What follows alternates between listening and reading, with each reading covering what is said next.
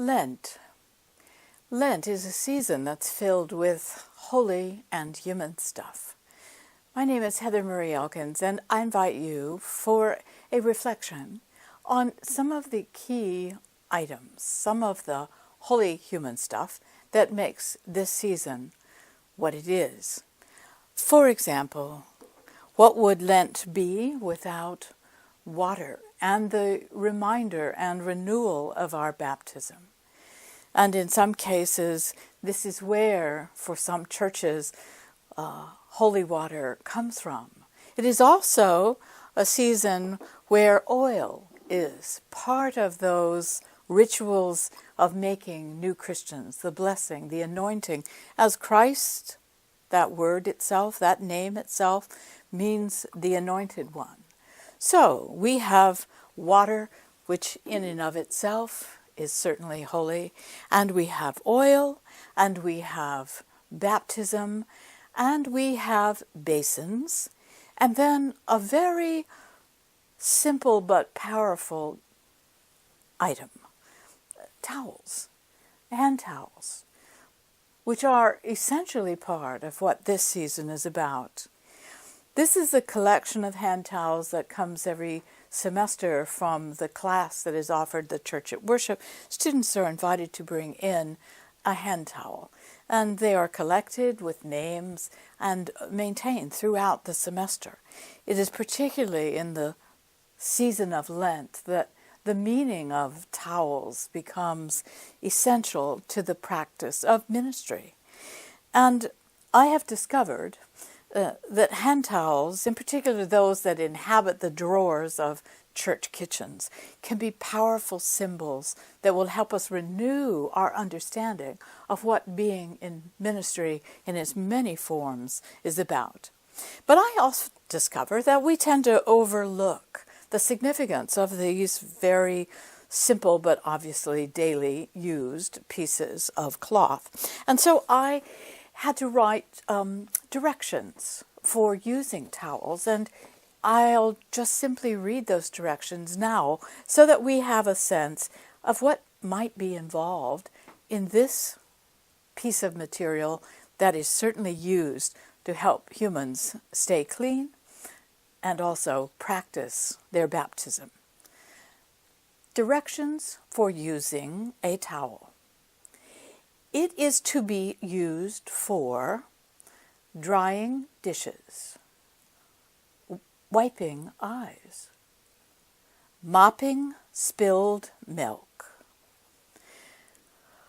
coping with sighs, cleaning stains, and creating scandal, holding on when it's too hot to handle, washing feet, softening jars, binding wounds in a world of scars. Oh, better than bounty, thin as skin. Don't give it up or throw it in. It simply grows more holy over time. For when the one that death could not defeat arrives, the towel will be our sign of recognition. Imprinted with Imago Christi eyes, all grave and dusty sins are washed away. God takes us by the hand and helps us rise.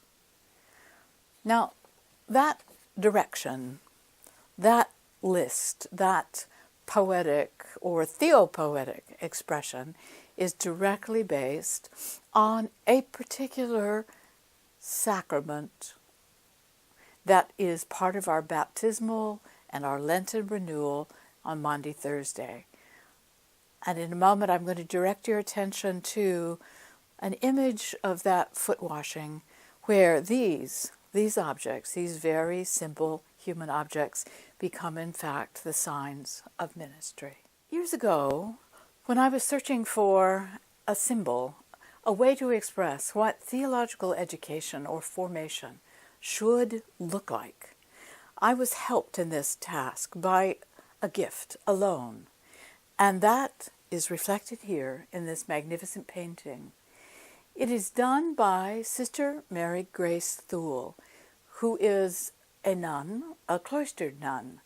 And this is some of the extraordinary work that she produces for her community and Christians who are looking for what I was looking for, the embodiment and the visualization of what theology was to be about, what ministry should look like. I have never met her, but this came through the loan of a friend when I was expressing the need to publicly express, without necessarily a word, what theological education was to be about. And this came, and it's been hanging on every wall of every office I've ever been in. It's called the Mandatum. It means the last commandment. And this image I often show to a class, to students, to those who come to my office to visit. And I ask them to look at this image and answer a question: what is theological education to prepare us for? What good is this preparation for ministry? What is it we're supposed to do? And every single class, and in fact every single person that I've ever asked that question, studies this beautiful picture, and then carefully and often with a great deal of enthusiasm answers, we are to be about serving others. And they point to this figure that is clearly bent over in this process of using both a basin and a towel to wash the feet. And I say, we are to be of service. And yes, they say. And I said, and we are to be washing the feet of others the way Jesus did. Yes, that's what we're supposed to be doing.